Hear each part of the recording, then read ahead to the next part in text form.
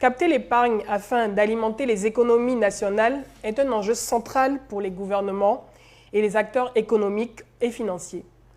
Les classes moyennes africaines sont au centre de ces préoccupations. En effet, l'épargne est au cœur des stratégies adoptées afin de sécuriser une situation socio-économique. Elle est aussi essentielle pour tenter de concrétiser de fortes ambitions d'ascension sociale et en particulier de liberté financière. Un doublement de l'épargne intérieure disponible sur le continent permettrait d'aligner l'Afrique sur le continent par rapport aux autres régions émergentes et constituerait une enveloppe d'au moins 250 milliards de dollars. Réveiller ces ressources suppose avant tout de renforcer les circuits de captation de l'épargne nationale. L'enjeu n'est rien moins que de faire de chaque Africain, de chaque Ivoirien, un épargnant en puissance et à part entière. C'est tout un style de vie à modeler et aussi un travail de sensibilisation énorme à abattre. Bonsoir à toutes, bonsoir à tous. Pour parler de ce terme qui nous touche ce soir, je reçois tout d'abord M. Gilles Paquet, qui est coach en développement personnel. Vous allez nous dire rapidement, c'est quoi un coach en développement personnel? On entend souvent parler et tout, c'est un phénomène de mode pour certains peut-être. Mais qu'est-ce que c'est exactement? D'accord. Donc, rapidement, juste une seconde. Ah, d'accord. Un coach en développement personnel, c'est quelqu'un qui a cette capacité, cette aptitude à amener une personne à quitter un état de non-sens, un état de non-bien-être, à atteindre un bon idéal. Ok, merci beaucoup. Et nous sommes avec notre autre expert qui nous réunit également ici, Monsieur Daniel Agré, qui est directeur, j'oublie le K, c'est très important, Daniel K. Agré, qui va nous dire c'est quoi le K, qui nous réunit également ce soir et qui est le directeur de Sika Finance. Vous pouvez nous rappeler qu'est-ce que Sika Finance?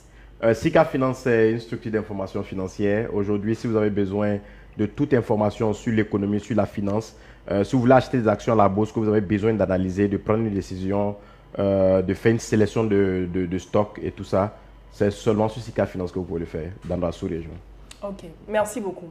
On va mettre les pieds dans le plat tout directement. On parle d'épargne, mais c'est quoi l'épargne exactement? Est-ce que c'est nécessaire d'épargner? Je vais d'abord poser la question à M. Daniel Agré. C'est nécessaire d'épargner. L'épargne, c'est le revenu moins la dépense, ce qu'il reste à la fin du mois. Le revenu.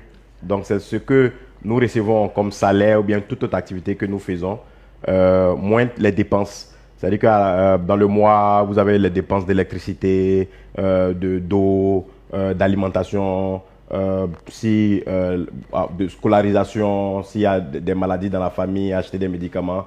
Donc, lorsqu'on soustrait, ce qu'il reste, c'est ce qu'on appelle l'épargne. Et l'épargne, c'est aussi, ça devrait, en tout cas normalement, être la première dépense pour un salarié, pour un entrepreneur, pour un individu lambda qui commence à gagner de l'argent. Est-ce que ça devrait être la première dépense? Partant de la manière dont a défini M. Agri l'épargne, on va dire non, puisque c'est tout ce qu'on a fait comme dépense et qui reste. Or là, on est en train de dire que l'épargne devrait être une dépense au même titre que le loyer. Et ça, moi, je suis d'accord. Donc, pour moi, l'épargne, en fait, c'est une partie de son revenu qu'on accepte de mettre de côté. Qu'on ait fait toutes ses dépenses ou pas. Une partie de son revenu qu'on accepte de mettre de côté. Dans ce cas de figure, oui, l'épargne devrait être une dépense à part entière. Et est-ce que les Ivoiriens, mes chers compatriotes, ont la culture de l'épargne? Avoir la culture de l'épargne dit que l'Ivoirien a la culture de l'épargne. Sur une échelle de 10, je pense qu'on a peut-être 1 ou 2. Pourquoi? Parce que l'Ivoirien est plus consommation. L'Ivoirien est plus celui-là qui, j'ai envie de dire, le va-t-en-guerre, c'est-à-dire celui qui voit une chose qui aime, qui prend. Celui qui voit une chose qui apprécie, qui achète. Donc, l'Ivoirien spontané, en fait. Voilà, l'Ivoirien n'est pas trop cet individu qui met de l'argent de côté, qui regarde son revenu et enlève une partie, met de l'autre côté. La majeure partie des Ivoiriens ne sont pas comme ça. C'est pour dire que l'argent nous brûle entre les doigts? Ben ouais, je pense que c'est ce qu'on doit plutôt dire pour l'Ivoirien. Partant de là, est-ce que, parce que M. Gilles Paquet a parlé sur une échelle de 1 à 10, les Ivoiriens n'ont pas la culture de l'épargne, on irait sur 1 ou 2, mais partons des critères économiques et financiers. Qu'est-ce qui vous amène à dire que les Ivoiriens n'ont pas la culture de l'épargne? Est-ce que ça concerne l'épargne intérieure? Quels sont les chiffres? Est-ce qu'on a des chiffres? Ok, bon, ici, c'est tout un tas de problèmes pour mettre les statistiques de côté. Mais si on prend en général le taux de bancarisation, même dans la sous-région, qui est moins de 20%. Donc, moins de 20% de la population n'ont pas de compte bancaire. Près de 80% n'ont pas de compte bancaire, je dirais. Donc, si on prend déjà cet élément-là, on dirait plus ou moins que la majeure partie de la population n'épargne pas. Mais est-ce que le fait de posséder même un compte bancaire fait de nous des épargnants d'office aussi? Pas faux nécessairement. Bah, beaucoup de comptes bancaires sont ouverts et puis ce n'est pas du tout utilisé. Ou bien c'était utilisé au départ et puis à la fin les gens ont retiré. Ou bien on dit au gestionnaire, oui, j'ai besoin de l'argent qui était sur mon compte d'épargne parce que c'est chaud, c'est compliqué. Exactement. Nous sommes plus une société de consommation. Plus une société de consommation. Mais quel est le rôle de l'épargne dans le développement économique d'un pays? À quoi sert effectivement l'épargne? On en parlait pendant le premier live, lorsqu'on parlait de la bourse, de l'importance de la bourse, comment ça fonctionne. Vous aviez évoqué l'épargne intérieure pour pouvoir stimuler tout ça et surtout inciter les Ivoiriens à investir en bourse. Mais pour cela, il faut qu'ils puissent également mobiliser l'épargne. En fait, sur cette question, je dirais que de façon économique, il y a deux pensées, il y a deux courants de pensée. Donc, il y a les keynésiens qui pensent qu'il faut dépenser pour financer l'économie. Donc, une société de consommation. Donc, à peu près, c'est ce que nous avons au niveau de la Côte d'Ivoire. Et il y a les libéraux qui pensent qu'il faut épargner. Et avec cette épargne-là, les banques vont l'utiliser ou bien le marché financier va l'utiliser pour financer en fait l'activité économique. Donc aujourd'hui, on dirait plus ou moins, on a un même parti libéral qui est au pouvoir en Côte d'Ivoire. Et vous allez entendre par exemple des slogans qui disent que l'argent ne circule pas, l'argent travaille, parce que pour eux, il faut pousser les gens à moins dépenser, à ne pas consommer autant que ça. Donc, il y a beaucoup de débats là-dessus. Mais aujourd'hui, je dis, quel que soit le cas de figure, qu'on veut être une société de consommation ou bien une société qui doit mettre de l'argent de côté dans le but de financer l'activité économique, il est très important d'épargner. Très important d'épargner. On a parlé des difficultés. Quels sont les freins qui nous empêchent, parce que je me mets également dedans, quels sont les freins qui nous empêchent effectivement de pouvoir arriver à mettre de côté chaque mois de l'argent, ou même quand on met de côté de l'argent, à pouvoir le garder sur du long terme pour un objectif bien précis.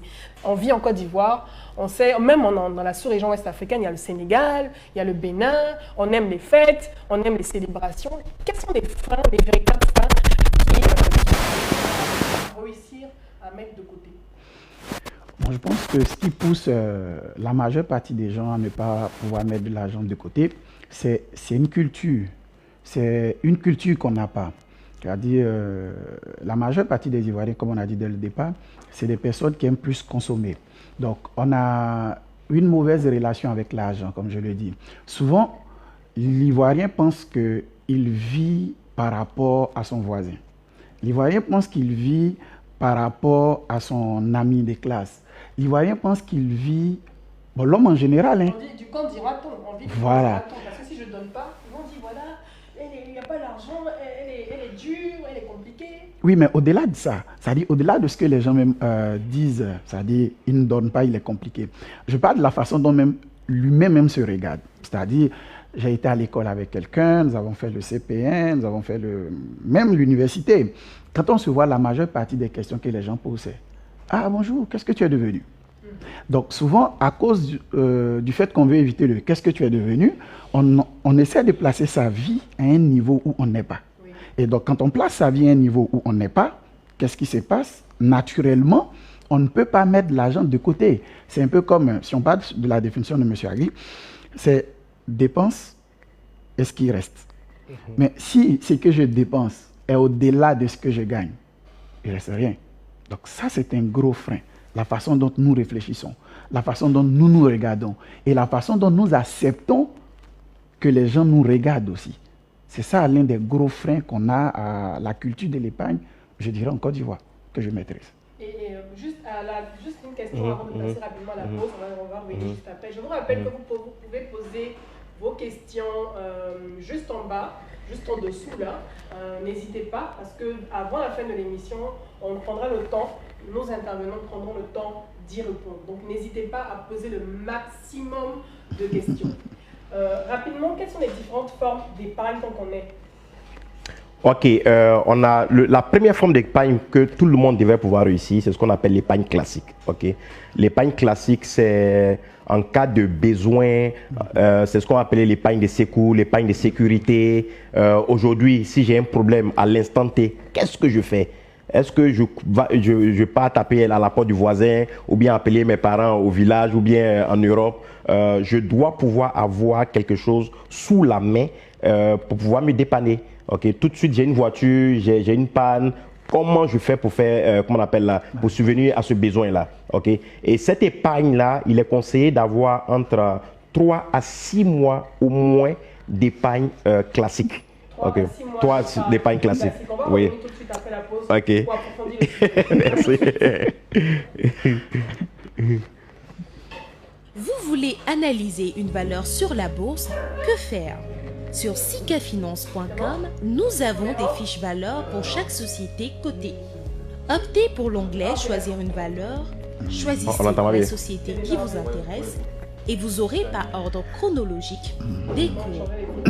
Cette page vous permet d'avoir un aperçu sur le titre et vous permet d'analyser le nombre de titres échangés, la volatilité du titre, la capitalisation boursière de l'action, la performance journalière et historique. Vous pouvez cliquer sur le graphique que vous voyez pour accéder à l'onglet 2, des graphiques.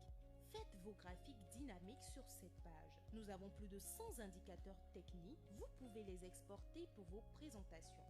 Aucun site dans le monde ne retrace avec exactitude les cours de la BRVM et seul Sika Finance a réussi cette prouesse. Vous aurez donc l'opportunité de dire les données à jour avec des graphiques reflétant l'évolution du cours de chaque action. Si vous voulez vous exercer sur quand acheter une bonne action ou comment utiliser et maximiser l'analyse technique, inscrivez-vous à une de nos formations sur l'analyse technique.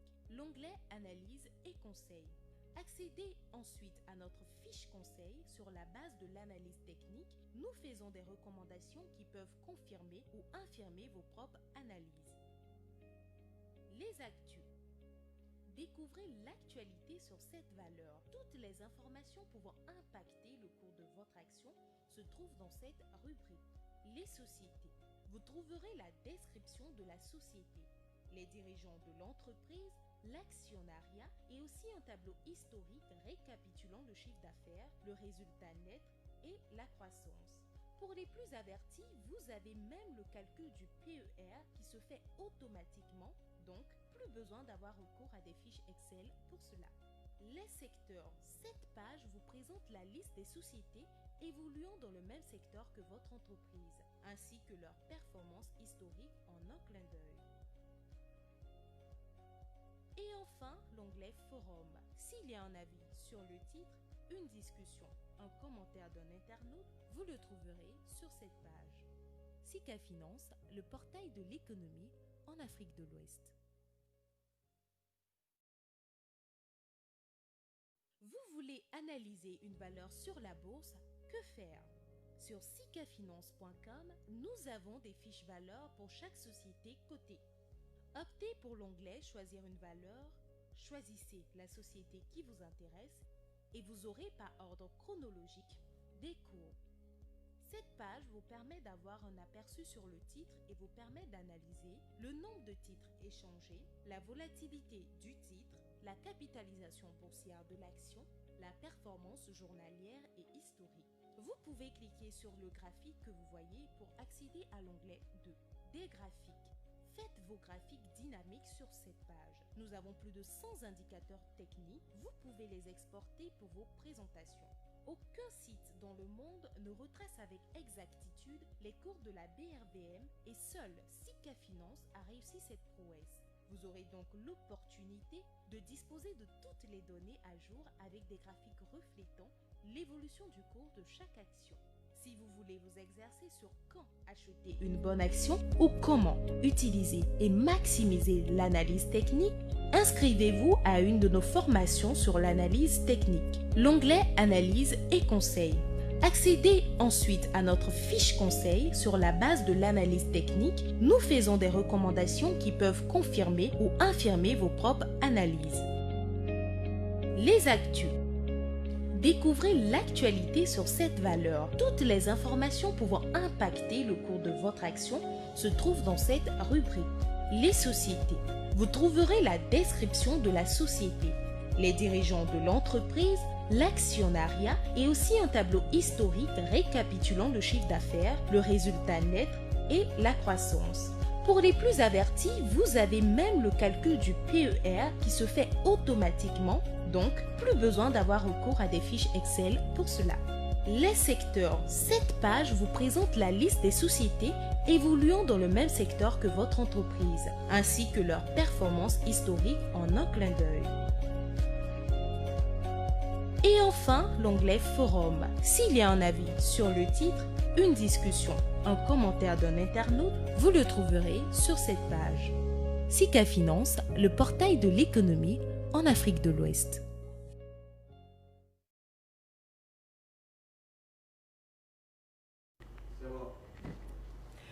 Daniel, Oui. vous parliez tout à l'heure, juste avant la pause, de pouvoir avoir une épargne disponible de 3 à 6 mois. Vous Oui. pouvez expliquer dans les détails? Ok, ça veut dire qu'aujourd'hui, si une catastrophe survient ou bien si vous perdez votre emploi tout de suite, vous devez avoir entre 3 à 6 mois de salaire disponible, soit dans un compte, soit à la maison, en tout cas dans une forme d'épargne, pour pouvoir subvenir à vos besoins. Ok, donc cette épargne-là... C'est quoi le pourcentage de cette, combien de pourcents de notre salaire on prend pour mettre de côté chaque mois? Ok, Jules, qu'est-ce que toi tu conseilles en général? Bon, pas dans la pratique, on dit aux gens de faire entre 10 et 15%. Ok. Mais Ok. concrètement, c'est difficile qu'ils arrivent à faire. Avec les clients que vous avez, avec les personnes qui vous consultent pour du coaching sur cette question de l'épargne, en général, combien, en termes de pourcentage, ils arrivent à mettre de côté chaque mois? Est-ce que vous avez un exemple à donner? Bon, ceux qui ont des salaires au-delà de 250 000 arrivent à tenir plus ou moins entre les 10 et 15%. Ok. Mais ceux qui sont en deçà, c'est difficile parce que leurs charges, pour la plupart, sont au-delà de ce qu'ils gagnent. Donc, tous ceux qui ont inférieur ou égal à 250 000. Donc, eux, même quand tu dis 10%, ils n'y arrivent pas. Oui. Voilà, ils essaient d'épargner quelque chose. Mais pour quelqu'un, par exemple, qui gagne 200 000, Oui. combien vous pouvez lui conseiller en termes de montant à mettre de côté chaque mois? L'idéal, comme j'ai dit, c'est qu'il soit capable de faire les 10%. Avec les 10%, on n'arrive pas au principe que M. Agri est en train d'expliquer. Parce que il doit être capable de mettre 3 mois de salaire de côté. C'est comme si cette personne doit mettre presque un tiers de son salaire de côté. Presque. Non, mais ce n'est pas l'immédiat. Hein. Ce n'est pas dans l'immédiat. d'accord. Même si ça prend 1 an, 2 ans, 3 ans pour le faire, il faut le faire. Donc, ce qui veut dire que si aujourd'hui, un jeune cas dynamique, comme dans nos quartiers, on aime si bien le dire, commence tout de suite à travailler, il doit avoir en tête que la première des choses à faire, c'est de faire une épargne classique. Ce n'est pas d'acheter une voiture, ce n'est pas d'acheter de beaux fringues, c'est de pouvoir se constituer cette sécurité-là. Voilà. Avant de penser à quoi que ce soit. Et donc, vous parliez de... Je voulais mettre l'accent aussi sur les personnes qui vous consultent pour pouvoir arriver à mettre de côté, en fait. Donc, en général, vous leur proposez, vous leur suggérez d'essayer de le faire avec 10 ou 15% de leur salaire. D'essayer avec ça d'abord. C'est-à-dire entre 10 et 15%. Donc, pour quelqu'un qui a 200 000, il va devoir mettre entre 20 et 30 000 de côté. Mais sur 10 personnes, vous avez peut-être 3 ou 4 qui arrivent à mettre vraiment 20 ou 30 000 de côté. Pourquoi? Parce que les autres n'y arrivent pas. Pourquoi? Quand ils mettent cet argent de côté, dès que quelqu'un les sollicite pour un besoin, ils utilisent cet argent pour donner. Ils ne se rendent pas compte que cette épargne est censée servir à quelque chose de précis, peut-être sur le long terme, pas pour au cas où. Donc, on est obligé de revoir leur gestion du revenu même qu'ils ont. Donc, pour qu'ils soient capables de faire ces 10 ou 15%, il faut revoir carrément leur manière de gérer l'argent qu'ils ont. Et arrêter d'écouter les gens. Oui, arrêter d'écouter les gens et arrêter de regarder tout ce qui est autour d'eux. Moi, par principe, j'aime pas trop les showrooms. Parce que quand vous allez dans pas trop quoi? les showrooms, ok. C'est-à-dire, Les showrooms de quoi, voiture? Peu importe. Hein. On dit par exemple, ici il y a spéciale réduction, spéciale promo. Oui, je suis marketeur à la base. Je sais ce que c'est. Quand on dit à quelqu'un, cette montre coûte 50 000, on n'est pas trop attiré. Mais quand on nous dit remise 15%, on court tous parce qu'on se dit que c'est pas le prix normal et on s'en va. Donc la plupart de ce que font les gens, quand ils ont un salaire autour de 200 000, ils aiment bien ce genre de situation. Réduction, promo, solde, ils partent. Et du coup, l'épargne qui aurait pu être constituée est partie à cause de ce qu'on a voulu satisfaire, une visite qu'on allait avoir pour une réduction. Donc ce que pour moi il faut faire, au-delà de 10%, 15%, c'est en fait d'emmener celui qui doit épargner à réaliser que l'argent qu'il a, c'est vrai que c'est pour lui, mais cet argent doit servir à des situations où il ne peut pas faire face à tout moment. Je dis souvent à mes petits frères, quand tu es salarié, tu ne peux plus toquer à la porte du voisin d'à côté pour dire « j'ai un besoin d'argent ». Quand tu es salarié, tu ne peux pas appeler papa ou tonton pour dire « j'ai besoin d'argent, aide-moi ». Quand tu es étudiant, tu peux le faire, tu peux appeler « allô grand frère, aide-moi ». Mais dès l'instant que tout le monde sait que tu es salarié, personne n'a envie de te tendre la main. On se dit que tu dois avoir de l'argent pour le faire. Donc le salarié devrait comprendre que quand il élabore son plan de dépenses, l'épargne doit être constituée comme le loyer avec lequel il ne joue pas. Donc si son loyer fait par exemple 100 000, il paye le loyer. Il ne cherche pas à donner l'argent à quelqu'un avec les 100 000. Donc l'Ivoirien devrait arriver à ce stade-là. Si mon épargne est 10 000, je mets mes 10 000 de côté. On en revient à la première déclaration que j'ai faite. C'est-à-dire que l'épargne devrait être la première dépense d'un individu qui gagne un revenu. Ouais. Pour pouvoir éviter de se retrouver dans une situation compliquée parce qu'il n'a pas le réflexe de le faire à chaque fois. Ouais. Et pour revenir au problème d'épargne des Ivoiriens en termes de constitution de ce capital mensuel, on a déploré le fait qu'il n'y a pas suffisamment le taux de bancarisation est faible, donc 20%. Mais est-ce que l'épargne des Ivoiriens n'en prennent pas peut-être des chemins parallèles, même s'ils ne déposent pas forcément leur argent en banque? On connaît tous le système des tontines qui existe depuis des années, des décennies. Qu'est-ce que vous en pensez? C'est une forme d'épargne également. Ça aide des familles, ça aide surtout les femmes aussi. Qu'est-ce que vous pensez de façon structurelle de ce type d'épargne, Daniel? Bon, moi, franchement, en tant qu'économiste, c'est bon et c'est pas bon à la fois. Ok. Plus ou moins. Ok. C'est bon parce que aujourd'hui, on se rend compte que l'Ivoirien a du mal à épargner. C'est difficile pour lui d'épargner, de mettre de l'argent à côté. Donc, d'un point de vue, il se retrouve à vouloir s'obliger à épargner. Donc, il se dit que si je suis dans un groupe où il y a des règles, je ne vais pas enfreindre à ces règles-là. Au moins, au bout de 3 mois, 4 mois, 6 mois, ça dépend de son tour dans la tontine, j'aurais mis un peu d'argent de côté. Avec les bras et tout ça. Donc, de ce point de vue-là, c'est pas mal. Mais la dernière fois, je le disais, sur une base purement économique, c'est mauvais. Parce qu'au fil du temps, on perd de l'argent. Vous perdez votre pouvoir d'achat. Voilà. Parce que j'avais expliqué l'inflation la dernière fois, qui est la hausse généralisée des prix. Aujourd'hui, si j'ai 1000 francs et que je peux payer une bouteille d'huile, et si je garde ce même billet de 1000 francs, l'année prochaine, à la même heure, je ne pourrai pas payer la même bouteille d'huile avec le billet de 1000 francs. Pourquoi? Parce que ça va connaître une augmentation de 100 francs, de 200 francs. Donc, j'ai perdu le pouvoir d'achat de ces 1000 francs-là.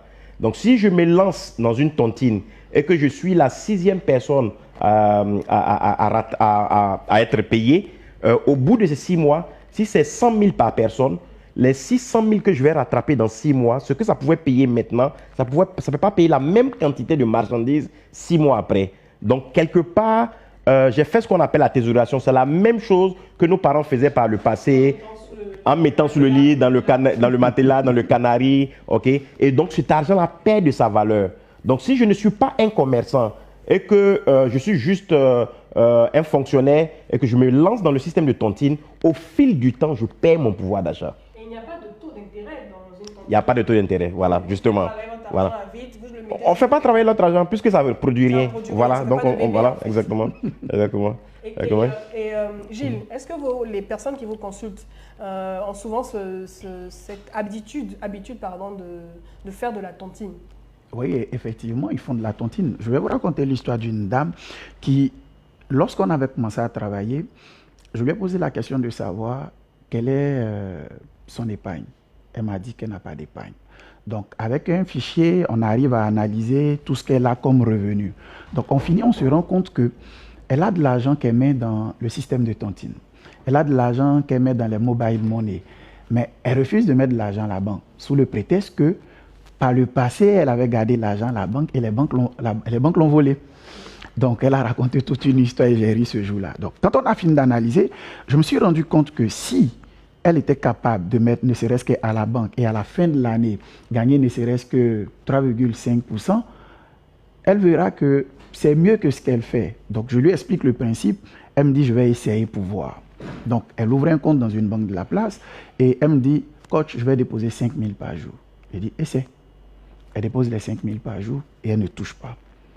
Et elle m'appelle 3 mois après, elle me dit, coach, au lieu que ce soit les tricycles qui viennent avec mes marchandises, là, je peux acheter. J'ai dit, mais vous allez acheter ça avec quel argent? Elle dit, coach, j'ai mis 5 000 francs de côté pendant 3 mois. 5 000 francs par jour pendant 3 mois. J'étais impressionné de voir qu'elle était capable de le faire, mais elle ne le savait pas. Donc, cette dame, si on ne lui avait pas expliqué, elle pensait qu'elle faisait bien dans son principe de tontine. Mais le problème, elle prenait toujours en dernière position. Alors, tout le monde finit de prendre et qu'elle prend. Mais qu'elle prend, qu'est-ce qu'elle en fait? Elle achète un nouveau truc pour sa maison, un nouveau pagne, une nouvelle bouteille de gaz. Mais là, elle m'a dit, mais désormais, quand je finis de faire la tontine, ma part, je vais aller tout déposer à la banque. Je lui ai demandé, mais pourquoi faire ça et ne pas déposer ton argent directement à la banque? Elle dit, mais et le jour où je ne vais pas? J'ai dit, non, tu t'obliges à le faire. De la même manière, tu t'es obligé à faire la tontine, tu t'obliges à faire pareil avec la banque. Elle dit, ah, mais pour la tontine, là, la dame, là, quand elle vient, quand tu ne payes pas, elle dit, oui, imagine le banquier, là aussi, quand tu ne vas pas lui donner son visage. Donc, c'est du pareil au même. Elle a essayé. Mais combien y ont arrivé? Voilà, c'est ça. Il y a quelque chose que je voulais ajouter, ce que Gilles disait. Ok. Bien vrai que les gens font des tontines, essaient de se forcer à mettre de l'argent de côté, ils n'ont pas une certaine discipline. C'est-à-dire que éviter des dépenses qui ne sont pas existentielles, des dépenses qui, même s'ils ne font pas, ils ne vont pas mourir, ils pourront vivre. Essayer de donner une certaine discipline à leur vie. Et tant que tu ne fais pas cela et que tu te lances dans la tontine, à la fin, on se rend compte que beaucoup de personnes, lorsqu'ils récupèrent l'argent de la tontine, c'est pour rembourser des crédits. Parce qu'au moment où ils faisaient cette forme d'épargne-là, elle n'arrivait pas à vivre à la maison. Elle passait de quartier, de voisin en voisin pour collecter un peu ici, un peu là. Donc, dès lors que la personne touche la tontine, n'ayant pas cette discipline de canaliser sa manière de dépenser, l'argent de la tontine que la personne récupère sert maintenant à rembourser des prêts.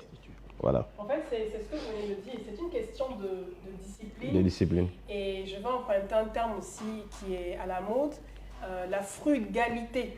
Okay. Parce que lorsqu'on parle de frugalité, c'est le fait de consommer moins pour pouvoir aussi mettre de côté suffisamment en quantité, en fait. Donc, l'épargne, en fait, c'est une manière de changer son style de vie. Est-ce que, comme vous l'avez dit tout à l'heure, Daniel, est-ce que c'est évident pour tout le monde d'avoir une discipline? Parce que vous avez parlé du cas qui vous concerne également. Vous avez vécu une situation et qui a fait de vous aussi la personne que vous êtes actuellement, aussi frugale, qui est très économe, qui fait attention. Vous pouvez partager un peu cette expérience?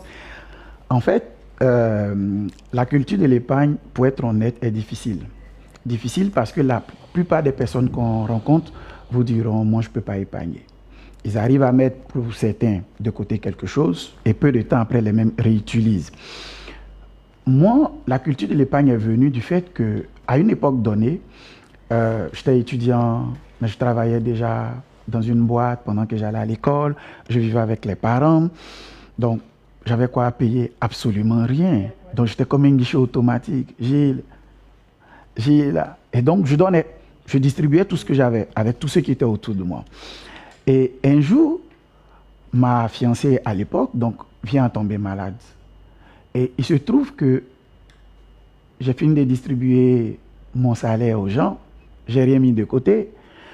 Elle non plus, elle n'avait rien pour acheter l'ordonnance. Du coup, pour une ordonnance qui ne valait même pas 10 000, on s'est retrouvé pendant une semaine à chercher à payer cette ordonnance. Et je me suis rappelé une phrase qu'elle avait l'habitude de me dire. Gilles, tu gaspilles l'argent, un jour un problème viendra, tu ne sauras faire face. Et ce jour-là, la phrase a sonné fortement dans mon cœur. J'ai dit, ouais, je ne saurais faire face. Et effectivement, on a eu du mal à payer une petite ordonnance qui n'atteignait même pas 10 000. On s'est débrouillé, on a payé l'ordonnance. Et depuis ce jour, j'ai compris que peu importe ce qu'on dépense, il faut laisser de l'argent quelque part. Ce qu'on enseigne souvent aux gens, on leur apprend ce qu'on appelle le jeu des enveloppes. C'est-à-dire, pour épargner, quand tu réussis à t'imposer cette discipline, c'est pas facile, mais quand tu réussis à t'imposer cette discipline, la culture de l'épargne vient naturellement. Donc, la technique de l'enveloppe consiste à quoi? Je liste toutes les dépenses que j'ai pour ma maison et j'ai des enveloppes pour chaque dépense. Donc, sur chaque enveloppe, j'écris la dépense. Donc, loyer, santé, transport, divers. C'est juste pour oui. titiller un peu. C'est la même enveloppe les mêmes enveloppes que vous utilisez chaque mois, même vous payez de nouvelles enveloppes? Non, on peut utiliser la même enveloppe. Là qu'on a envie d'économiser, donc il ne faut pas gaspiller de l'argent. Et donc, vous écrivez sur chaque enveloppe et quand vous percevez votre revenu, votre salaire, vous faites le dispatching. Donc, dans chaque enveloppe, je mets ce qui revient à être mis. Je dis même souvent, ne retire pas, pour celui qui perçoit son argent via les moyens bancaires, ne retire pas tout l'argent. Assois-toi, prends le temps de faire le plan avec toutes ces enveloppes et l'argent qu'il faut emmener à la maison, c'est ce que tu retires. Donc, quand tu as fini de faire ce dispatching, il y a l'enveloppe santé, par exemple, et il y a l'enveloppe épargne. J'ai mis, par exemple, 10 000, 10 000. Le mois fini, personne n'est tombé malade. Les 10 000 de la santé restent à la banque, puisqu'on n'en a pas eu besoin, donc on n'a pas fait venir à la maison. Les 10 000 de l'épargne, donc, sont restés à la banque, ne sont pas venus à la maison. Au bout de 3 mois, imaginez qu'au bout de 3 mois, vous n'êtes pas tombé malade. Ça fait 30 000. Vous avez épargné aussi 30 000. Donc, au bout de 3 mois, vous avez 60 000. Avec 60 000, moi, je pense qu'on fait beaucoup de choses. Il y a un jeune entrepreneur qui est dans le domaine des volailles. Il dit qu'il a commencé... Aziz dit qu'il a commencé avec 60 000. Okay. Donc, avec 60 000, on peut devenir... oui, il a dit qu'à 30 ans, il veut devenir milliardaire. Donc, avec 60 000, on peut commencer une activité. Donc, pourvu qu'on sache, en fait, ce qu'on veut faire. Voilà. Dès il faut avoir un but, en fait. C'est clair. C'est bien d'épargner, de mettre de côté, mais il faut avoir une stratégie. Exactement. Un peu comme en bourse. Un peu comme en bourse. Un peu comme en bourse, ouais. Pour pouvoir définir ses objectifs et savoir que lorsque j'ai mis suffisamment de côté pour une période de 3 à 6 mois, ok, il y a des besoins qui sont immédiats, qui peuvent apparaître, ou bien soudains, mais pour l'avenir, il y a aussi des besoins comme construire une maison. Ouais, exactement. Moi, je voudrais revenir rapidement aussi sur le coût d'opportunité. Je pense que même si on n'est pas un financier ou économiste, on doit comprendre cette notion de coût d'opportunité parce que tous les jours, au quotidien, on est confronté à ça. Est-ce que vous pouvez expliquer c'est quoi le coût d'opportunité pour une personne lambda, une femme surtout qui aime dépenser comme ça tous les jours? Je sais que par exemple, la robe, je ne sais pas, coûte 150 000 et puis il y a le climatiseur qui est gâté. Ok.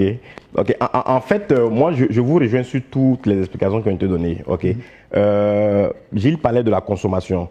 Je pars dans un magasin, je vois qu'il y a 15% de réduction, tout de suite les gens sont intéressés. Ok, c'est pas mauvais la consommation, parce que si on ne consomme pas aussi, il n'y aura pas de travail aussi pour tout le monde. Hein.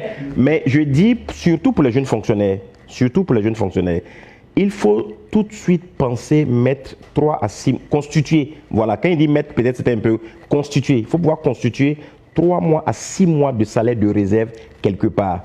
Une fois que j'arrive à faire cela, je peux m'adonner un peu à ce que je veux, hein, pour me faire plaisir. Voilà, voilà. Si je veux pas, peut-être, j'ai pas de projet de construire des maisons. Comme récemment on nous disait à mon ancien cuit, nous on sait pas construire, nous on sait manger. Ça c'est l'ivoirien. Voilà, on sait consommer. Ok.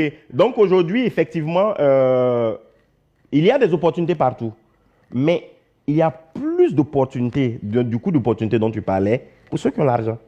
Ok. Aujourd'hui on a une crise. Beaucoup de biens vont baisser. L'immobilier, je vois même en ce moment, il y a des magasins qui sont en train d'être cédés et tout ça. Celui qui a mis de l'argent de côté va bénéficier de cette opportunité-là. Okay? Donc, mettre de l'argent de côté, c'est toujours bien. Et cette crise-là nous démontre que épargner, c'est très important. Et est-ce que, pour revenir aussi à la bourse, est-ce que épargne, lorsque j'épargne, est-ce que je peux utiliser chaque mois cette même épargne pour investir en bourse? Comment je peux m'organiser avec mon épargne mensuelle? Ok, donc pour pouvoir le faire, hein, pour pouvoir bien épargner, il faut avoir un but. Ok, je me dis que chaque mois, je veux acheter des actions d'une société. Donc, j'ai décidé, par exemple, de mettre 50 000 sur des actions sur une période de 10 ans, par exemple. Ok, donc chaque mois, si j'ai un bon conseiller, un bon analyste qui est derrière moi, ou bien moi-même j'ai suivi des cours de formation, je m'y connais à la bourse, j'analyse, je trouve des sociétés, il y a des actions qu'on appelle des actions de valeur, qui ont perdu de leur valeur. Aujourd'hui, au niveau de la BFM, beaucoup d'actions ont perdu de leur valeur. Le prix actuel de ces actions-là n'est pas leur prix normal. Donc supposons qu'une action normalement devrait coûter 10 000, il coûte 5 000. On est un peu à la période de solde au niveau des actions. Donc, tu te dis que chaque mois, je vais faire l'effort, au lieu de prendre mon épargne pour garder à la maison, aller mettre dans une tontine qui ne produit rien et qui baisse mon pouvoir d'achat, je le mets sur une action. Je bâtis ma fortune petit à petit. Vous allez voir que ça vous encourage personnellement chaque jour à pouvoir le faire. Chaque fois. Et à chaque fois, à l'avenir, quand vous allez voir que votre argent augmente, ça va vous motiver davantage à faire des sacrifices à la maison, pouvoir mettre de l'argent de côté. Et surtout à revoir votre train de vie, parce qu'on dit souvent qu'il ne faut pas vivre au-delà de ses moyens. Exactement. En faisant ça, on peut se retrouver dans des situations assez compliquées où on est endetté. On a beaucoup de travailleurs qui, vivant la vie de quelqu'un d'autre, se retrouvent chaque mois à tirer le diable par la queue, à faire des avances sur salaire. Je pense que parmi les personnes qui vous consultent également, il y a des personnes qui souffrent de ça. Et il y en a qui ont pu s'en sortir en écoutant vos conseils. Est-ce que vous avez une anecdote à partager? Oui, en fait, la plupart des salariés, comme on le disait au début, aiment vivre en regardant tout ce qui est autour d'eux. Donc, je porte une nouvelle chaussure pour que l'autre m'apprécie. J'ai pas de voiture, comme je vois que les autres achètent une voiture, donc moi aussi je vais tout faire pour acheter une voiture. Au malheur pour toi si c'est une voiture à problème, tous les jours tu seras au garage et tu vas comprendre. Et qu'est-ce qui se passe à la fin? À la fin on se retrouve à être endetté. Donc je prends mon salaire, donc on prend quelqu'un qui a 300 000 comme salaire, je prends mon salaire, plus des 2/3 doivent rembourser crédit. Donc qu'est-ce qui se passe au final? Le mois ne finit pas, on prend l'argent du mois N+1 et on commence à dépenser comme ça. Donc, une fois, on a rencontré une personne qui vivait cette situation. Mais nous, on était en train de faire, c'était une formation sur la gestion financière, donc comment bien gérer le budget familial. Et quand on a fini la formation, la dame m'a dit, est-ce qu'un homme normal peut vivre sans prendre crédit? Même les États-Unis, oui, même les États-Unis prennent crédit. C'est la meilleure. Et je lui ai dit, et donc tu es les États-Unis. Tu vas copier le modèle des États-Unis. Et on a discuté et on lui a remis une fiche où il fallait chaque soir, quand elle entrait, faire le point de sa journée, tout ce qu'elle a dépensé. Elle dit, même bonbon. Je dis, même bonbon. Tout ce qu'elle achète, elle devait écrire. Et au bout de 2 semaines, elle vient dire, mais écoute coach, ton affaire est trop compliquée. En 2 semaines, j'ai dépensé 100 000 francs dans rien d'important. J'ai dit, c'est pas important, pourtant tu as dépensé. Donc si tu as dépensé, c'est que c'est important. Ne dis pas que c'est pas important. Elle dit, non, coach, j'ai acheté, on est allé manger, moi seul, j'ai payé pour tout le monde. J'ai dit, mais tu es généreux. Il dit, mais non, On pouvait payer les bouteilles d'eau là, à côté avant de partir. Là-bas, nous avons une bouteille à 1500. J'ai payé pour tout le monde. J'ai dit, mais tu es généreux? Je dis, non, coach, je suis plus généreux. C'est fini ça.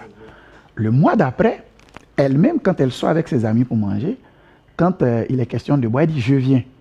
Donc, elle va pas à côté, acheter, à boire pour tout le monde, mais à côté. Donc, elle se rend compte qu'elle dépense pour moitié. Donc, à force de faire ça, au bout de 3 mois, elle me dit, j'ai commencé à éponger mes dettes. Donc, elle a réalisé qu'elle gaspillait son argent. Donc, elle a commencé à éponger ses dettes. Au bout de 6 mois, elle dit, j'ai remboursé tout ce que je dois plus rien à quelqu'un.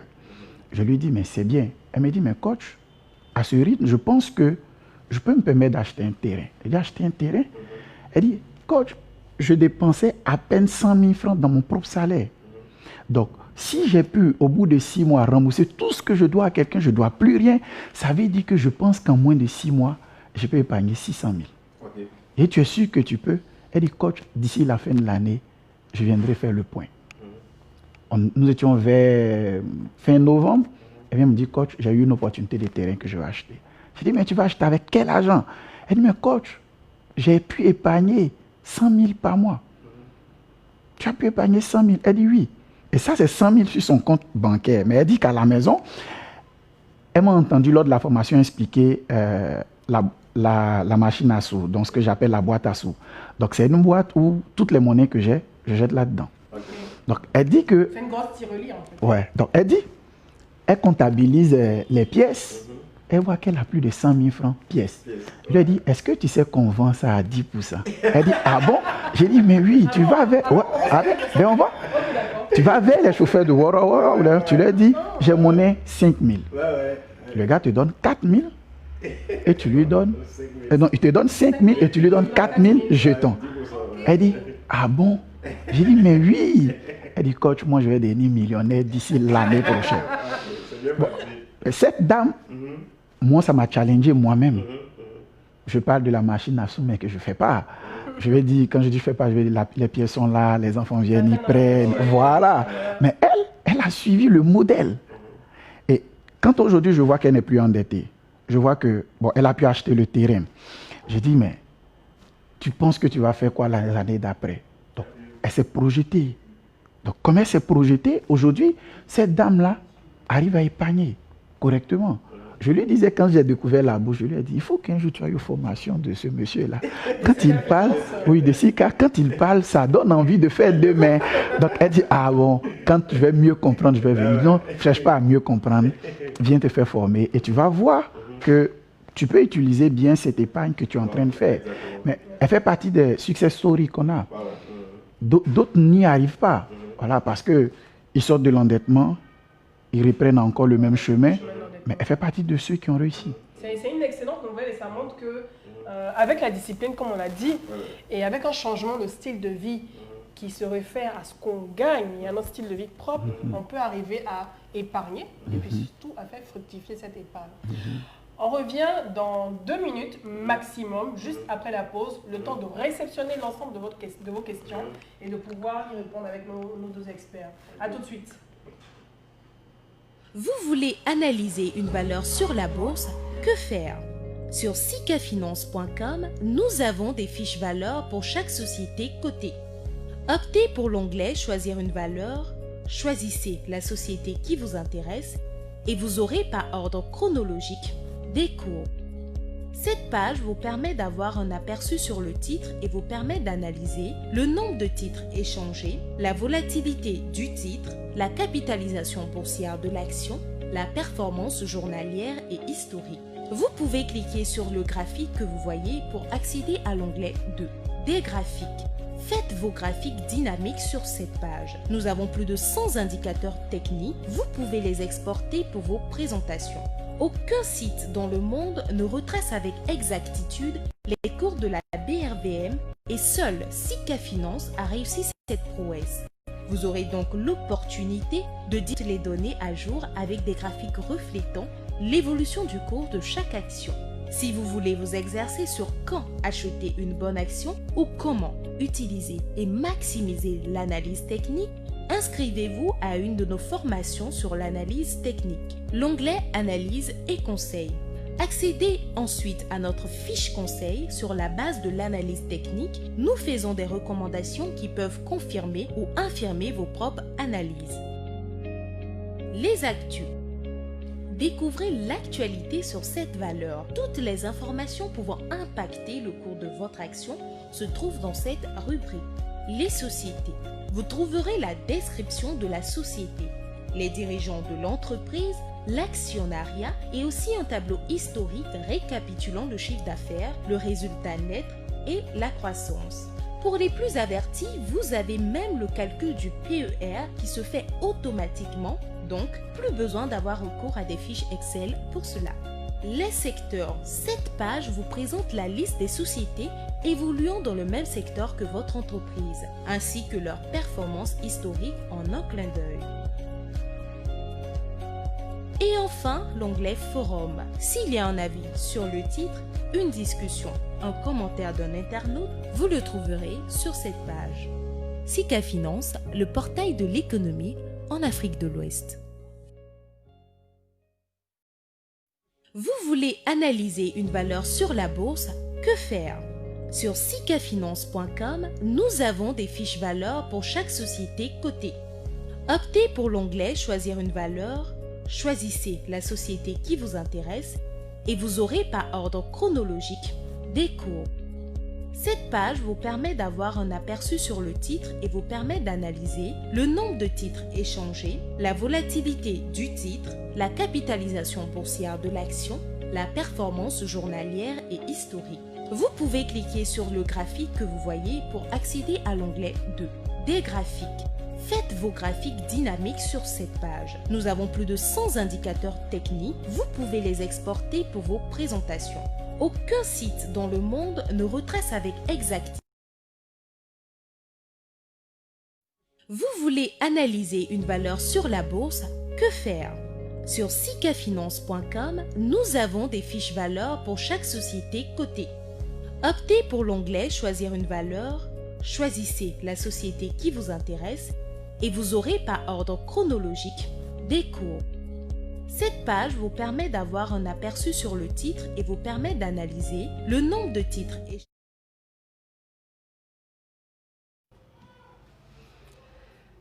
Nous revoilà pour la dernière partie de ce débat qui est très intéressant. On a lu vos différents commentaires et on voit que vous appréciez les différentes propositions qui sont faites et surtout les conseils. On a vu même dans les commentaires une dame qui approuvait le conseil concernant la machine à sous de M. Gilles Paquet qui disait qu'elle avait réussi en une année, grâce à la machine à sous, à mettre de côté 300 000 francs. C'est pas rien, juste avec des pièces de monnaie, mettre 300 000 francs.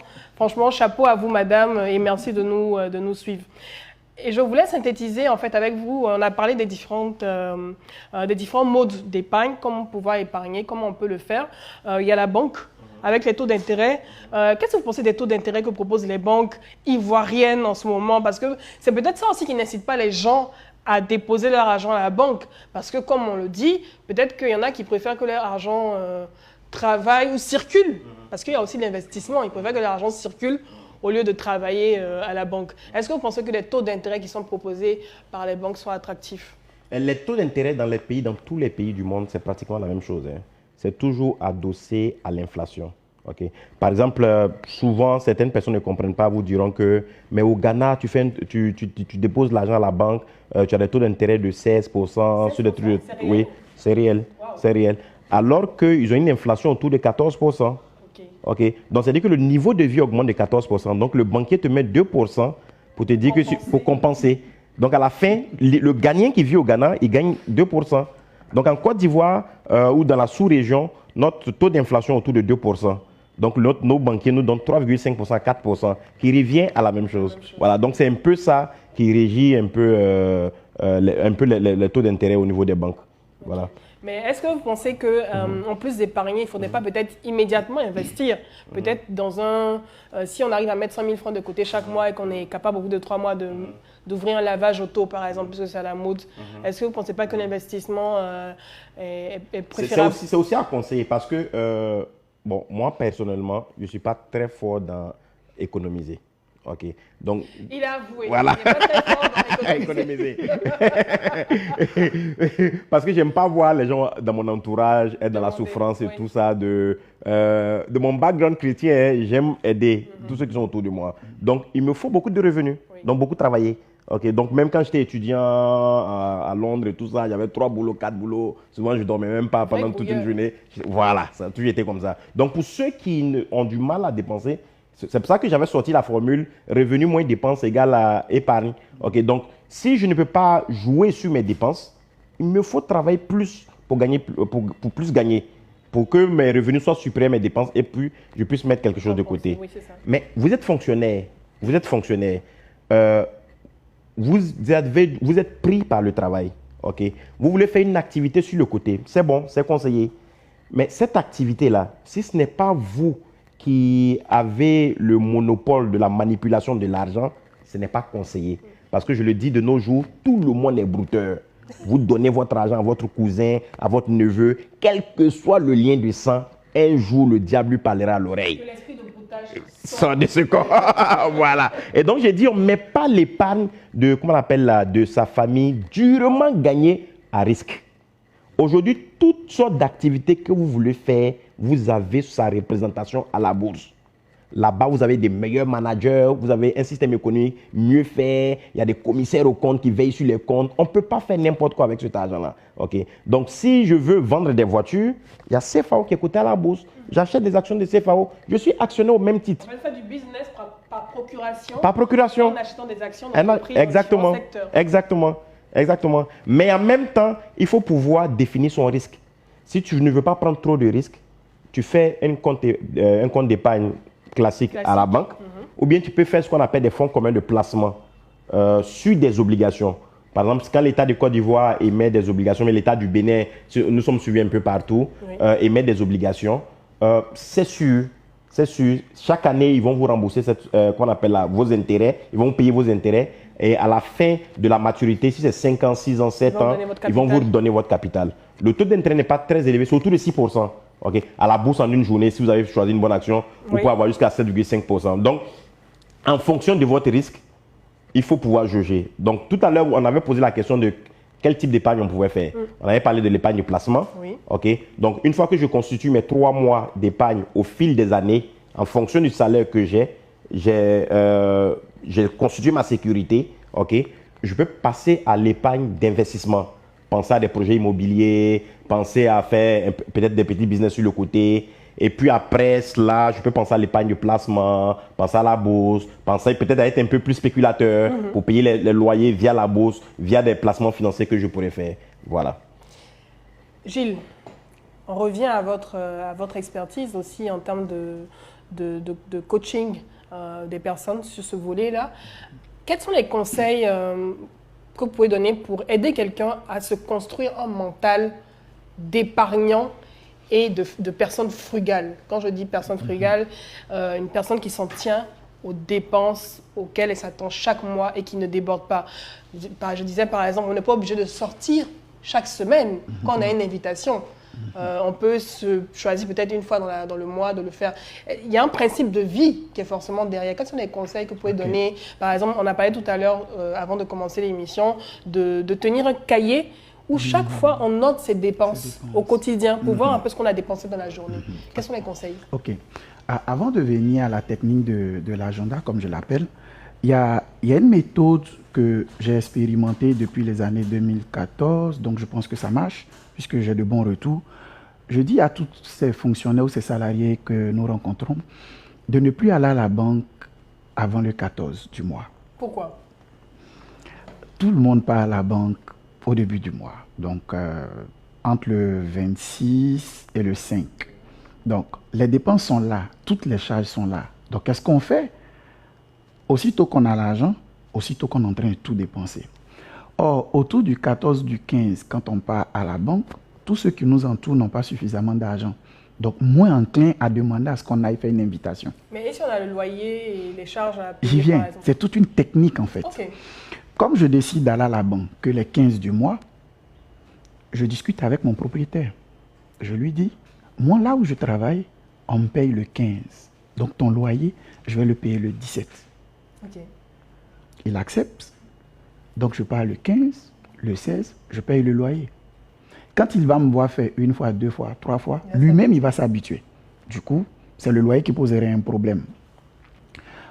Les factures, pour la plupart, il y a des factures qui ne dépendent que de ma façon de vivre. Donc, à part le loyer qui m'impose un délai précis, pour la nourriture, dans tous les cas, si c'est du 1er au 1er, on dépense la même nourriture comme du 15 au 15. Donc, en allant à la banque autour du 15 du mois, je vais me rendre compte que mes dépenses naturelles vont baisser.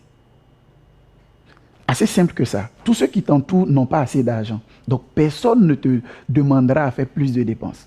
Or, autour du 1er, le 2, le 3, on a tous assez d'argent. Donc, tout le monde a envie de montrer sa puissance de frappe. Mais, par exemple, les personnes, on a parlé de l'aspect culturel africain qu'il ne faut pas oublier. C'est-à-dire qu'il y a les baptêmes, il y a les mariages, il y a les travaillements. On a besoin de vous ici. Le vieux père pour donner l'argent ici. La famille a besoin de vous et tout. Comment on arrive à s'en sortir quand vous avez parlé du fait que votre salaire, vous le partagez à 24 personnes en moyenne. Comment on fait? Ok. On est méchant? Mais non. Quand j'ai réussi à aller à la banque du 15 au 15, ça veut dire que je suis réglé comme une machine. Oui. Donc, quand quelqu'un vient me voir, le 2, il veut de l'argent. Je prends mon salaire le 15. Le 2, ce qui est là n'est pas beaucoup, donc il n'en aura pas. Il faut, quand on veut avoir la culture de l'épargne, il faut avoir le courage de dire à quelqu'un, non, je ne peux pas, oui, je peux. Dis à quelqu'un, je ne peux pas te donner 5 000 et qu'il te traite de méchant, tu te regardes dans un miroir. Est-ce que je suis vraiment méchant? C'est ça. Si je pense qu'en me regardant dans le miroir, moi je dis souvent, le meilleur témoin de ce que nous faisons, c'est nous-mêmes. Donc tu regardes dans le miroir et te poses la question. Gilles, est-ce que tu es méchant? Si tu sens que ton visage ne réagit pas négativement, ben tu n'es pas méchant. C'est juste que tu n'as pas les 5 000 à ce moment-là pour lui donner. Donc à ce moment X, je n'ai pas pour lui donner. Au moment Y, quand j'aurai, je vais lui donner. Dans tous les cas, si je lui donne aujourd'hui, demain que je ne trouve pas pour lui donner, il dira la même chose. C'est comme au mariage. Tu arrives, tu as mangé, tu n'as pas mangé, parce qu'on ne t'a pas donné ce que tu voulais, tu trouves que tu n'as pas mangé. Donc la vie même est injuste. Donc mieux vaut prendre soin de sa famille, de préparer l'avenir, plutôt que d'être en train de gaspiller ses ressources juste pour qu'on dise il est gentil. Donc quand j'ai appris à faire du 15 au 15, je dois apprendre maintenant à régler mes dépenses. Je dis souvent aux gens, ce n'est pas parce que tu as un salaire de 300 000 que tu dois prendre une maison de 150 000. Et c'est l'erreur que beaucoup commettent. Il a un salaire de 300 000, il vit par exemple à Abobo, il trouve que Abobo ne me ressemble pas. Donc il faut que je quitte Abobo pour aller à Angré. J'étais avec une dame qui faisait le même jeu. Et donc un jour, je l'ai pris dans la voiture, je lui ai dit, je veux qu'on sorte. Elle dit, non, Abobo, je ne peux plus habiter ici, il faut que j'habite en Angré. Je suis d'accord avec toi, mais je veux sortir avec vous, madame. Juste pour qu'on tourne un peu, vous allez m'accompagner, on va voir des gens. Et donc, quand on part, à chaque carrefour, on s'arrête là où il y a des pancartes qui indiquent les prix des loyers. Donc quand on arrive, il dit, oh, mais le magasin, je cherche là. Juste pour qu'elle ait le temps de bien voir la pancarte. Je perds 5 minutes et puis j'ai dit, tu as vu la pancarte là? Ils ont un magasin de 300 000 qu'ils mettent en location. Elle dit, mais j'ai vu, les maisons sont chères. 3 pièces, 180 000. Mais dans 300 000, quand il y en laisse 180 000, je suis mort. Quand j'entends cette phrase, j'ai dit, bon, allons, la deuxième pancarte va l'achever. Quand elle voit la deuxième pancarte, et sur le chemin du retour, elle dit, à Bobo, la maison est 80 000. Je prends le truc là. Mais je peux garder l'argent au lieu de vouloir aller là. Et c'est ça l'erreur que beaucoup commettent.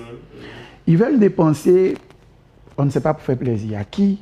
Donc, les charges sont au-delà du revenu. Donc, on doit plutôt apprendre à dépenser moins, à dépenser de sorte que ça tienne dans ce que nous gagnons.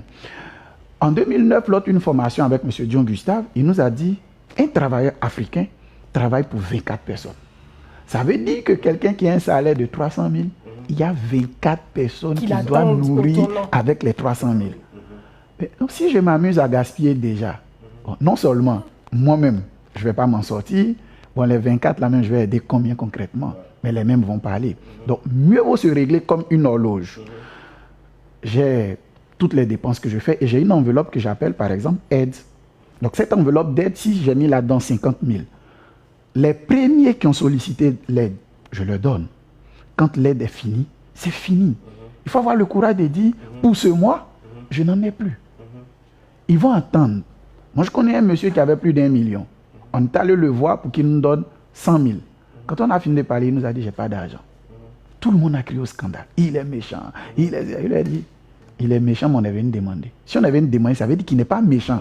On était sûr qu'il allait nous donner, puisqu'il y a plusieurs personnes qui pourraient nous donner. Mais si c'est à lui qu'on allait demander, c'est qu'on était sûr qu'il allait nous donner. Aujourd'hui, il dit qu'il n'a pas. Moi, ce qu'on va faire, on va attendre. Vers la fin du mois, on va revenir. Quand on est revenu à la fin du mois, on a reposé le même point. Il dit, vous n'avez pas encore eu de solution. On dit, on a attendu. On lui a dit clairement, on a attendu. Séance tenante. Il ne s'est même pas levé. Il a juste sorti son porte-monnaie. Il a compté 10 billets neufs. Il nous a mis dans les mains. Quand on est sorti, il a dit, mais il est méchant. Hein? Ils ont dit, non, il n'avait pas. Et c'est ça. Donc, si on est réglé comme une horloge par rapport à nos dépenses, les gens qui nous entourent vont comprendre. Et quand ils vont comprendre, c'est moi qui vous dis, eux-mêmes vont être gagnés à cette culture de la rigueur et ils vont éviter de demander aussi n'importe comment. Et moi, je pense qu'eux-mêmes vont finir par... C'est la même chose. Voilà. Rigueur, il faut arrêter de se mettre la pression.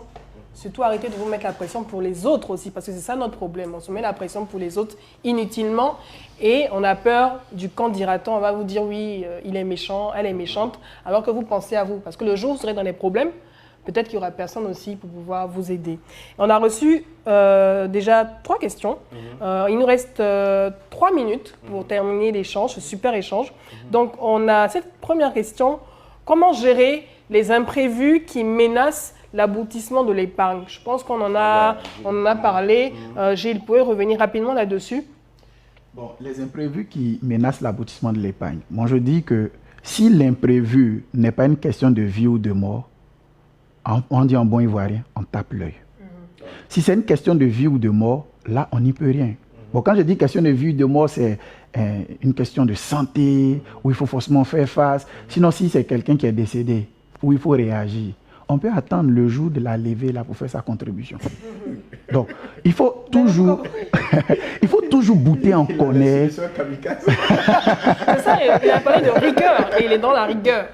Ben, en fait, il faut toujours bouter en connaît quand l'imprévu qui vient menacer l'épargne, il n'y a pas cette obligation de réaction maintenant. Et moi, je me dis qu'en dehors de la santé, il n'y a rien qui soit une obligation de maintenant, quoi. Pour exagérer, donc juste ça. Donc, il faut savoir dire non. Oui. Il faut savoir bouter en connaît. Il faut savoir rester focalisé sur l'objectif qu'on veut atteindre. C'est important. Il faut savoir dire non. Il y a des livres qui existent pour vous apprendre à savoir dire non, c'est important. C'est pas évident, mais essayez de faire un effort. Mais je vais ajouter à Abidjan. Si tu ne te disciplines pas vraiment, même si tu touches 2 millions, il y a problème de 2 millions. Ça ne pourra jamais suffire. C'est vraiment, il faut que tu te C'est comme on dit, chaque fois, de toute façon, quand vos revenus augmentent en économie, quand vos revenus augmentent, vos charges et vos dépenses augmentent de façon bizarrement. Comme par magie, même si vous gagnez 10 millions par mois, vous aurez des dépenses de 12 millions. On a une autre question qui vous concerne cette fois-ci, Daniel. Quel est le minimum pour investir en bourse? Vous n'étiez pas au premier débat, mais rapidement pour donner la réponse. Ok. Comme je le disais la dernière fois, le prix de la plus petite action à la bourse, ça coûte 13 francs CFA, qui est ETI. Okay. Donc, avec même 25 francs, on peut débuter à la bourse. Mais comme je dis, il y a une question de volume. Personnellement, je dirais qu'on investit à la bourse avec des objectifs bien précis. Okay? Si mon enfant naît aujourd'hui et que je me dis que l'enfant ira à l'université dans 18 ans, pour cet enfant-là, je peux commencer à mettre 20 000 francs par mois sur ce nombre d'années-là. C'est suffisant. Okay? Donc, je paye des actions petit, mais longtemps.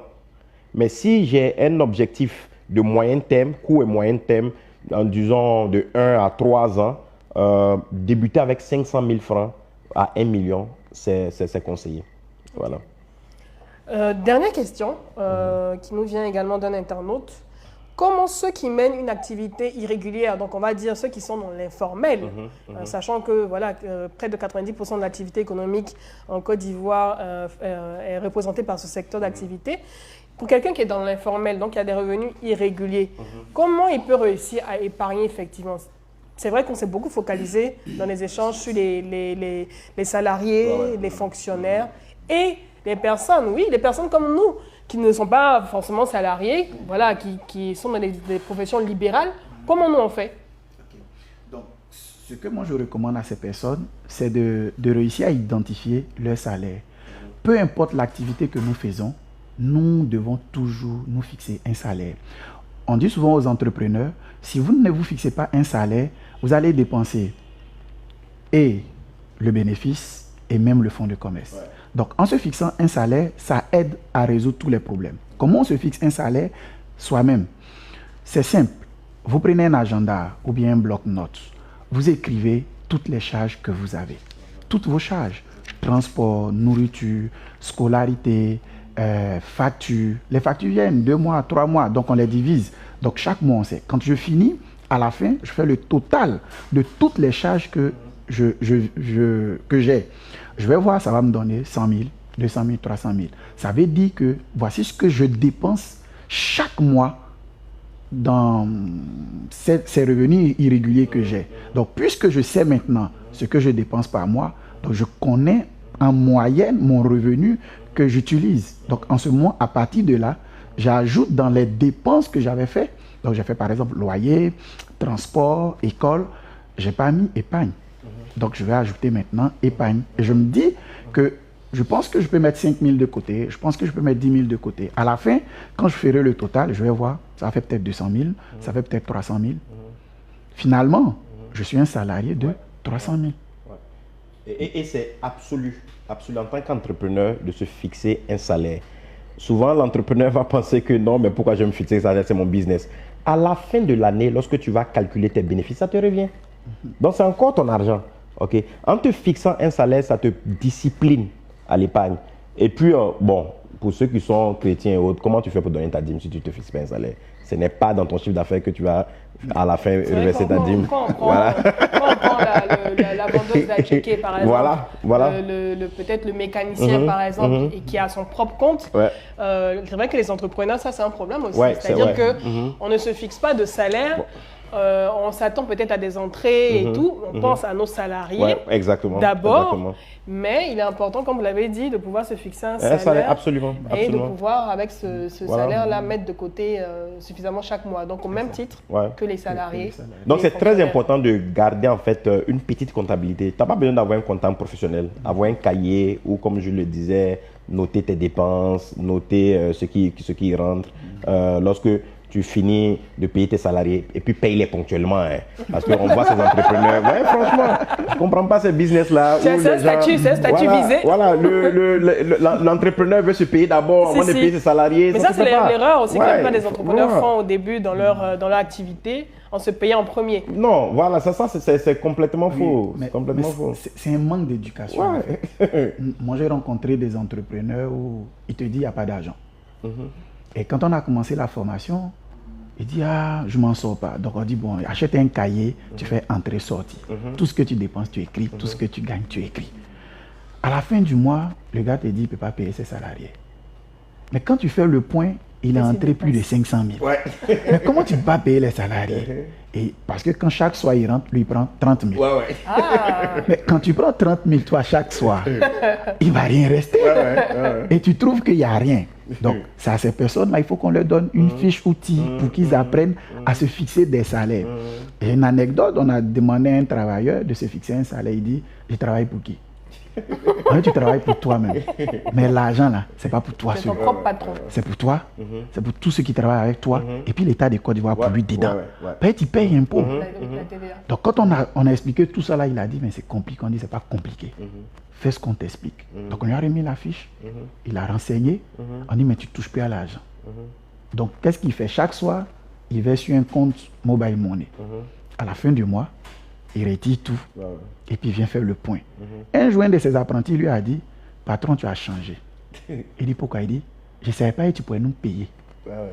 Donc il m'a appelé aux alentours d'1h du matin. Il dit, ah, mais coach, mes apprentis sont en train de me bénir. Il dit, ça vaut quoi pour toi? Il dit, c'est plus important que l'argent que je gagne. Il dit, ah bon? Il dit, je ne savais pas qu'ils pouvaient être contents. Donc, depuis combien d'années travaillaient eux? Lui, il ne savait pas qu'ils pouvaient être contents. Mais c'est combien? C'est 20 000, 30 000. Mais ils sont heureux parce que c'est régulier. Donc les entrepreneurs également sont concernés. Oui. Et pour conclure, parce que j'accorde une véritable importance aussi à l'éducation. L'éducation des enfants, des plus jeunes, pour aussi éviter d'arriver à des situations où on est à 30 ans, 35 ans, on découvre l'éducation financière qu'on n'a pas reçue à l'école.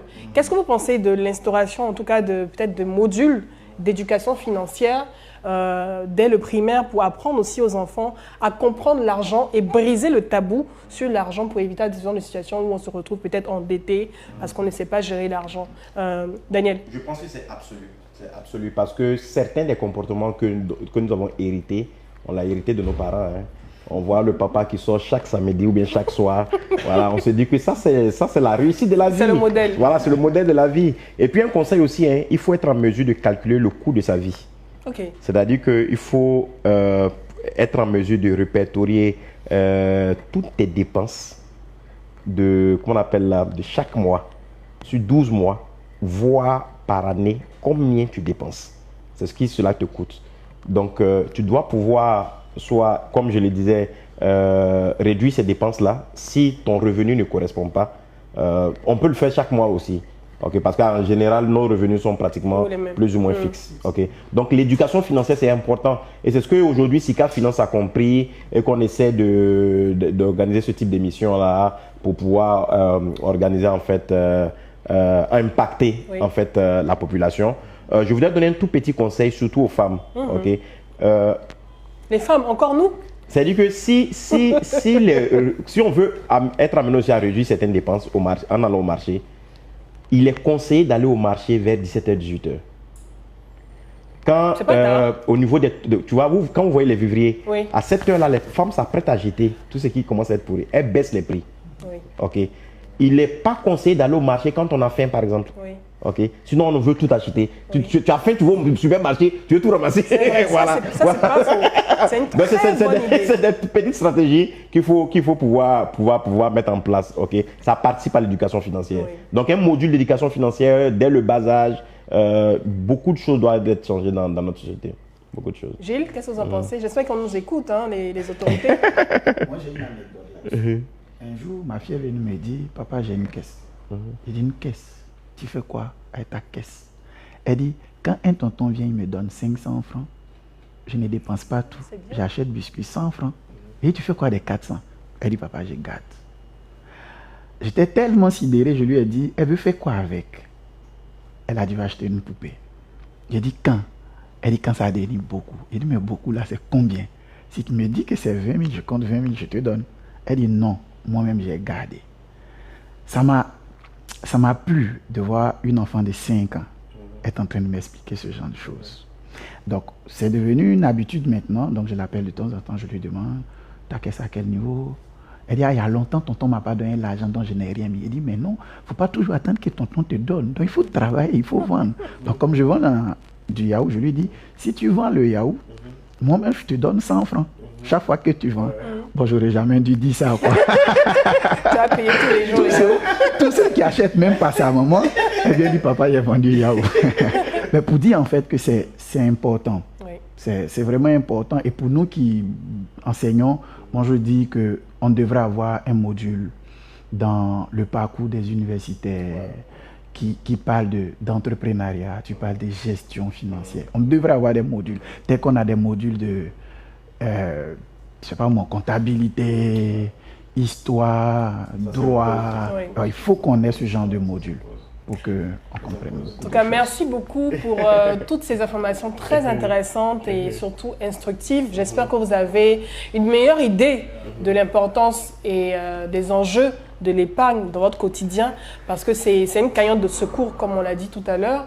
C'est également un moyen pour vous de préparer l'avenir et surtout votre retraite. parce qu'on vit souvent au jour le jour, parce que bon, malheureusement, on a une culture court-termiste qu'il faudrait bannir au plus vite. Et pour y arriver, il faut pouvoir se donner de la rigueur. Il faut pouvoir également fermer ses oreilles pour ne pas écouter les bruits autour et surtout, vivre avec frugalité en vivant selon ses moyens pour pouvoir, bien sûr, avoir une cagnotte qui peut, d'ici 3 ou 6 mois, nous être utile. Merci, M. Gilles Paquet. Merci à vous. Merci, M. Daniel Agré. Et j'espère vous retrouver pour un autre entretien sur une autre thématique. À très bientôt. Merci à Sika Finance pour l'opportunité. Et n'hésitez pas à continuer le débat sur l'épargne. Est-ce que vous-même vous épargnez? Comment vous faites et tout? Continuez le débat et à bientôt.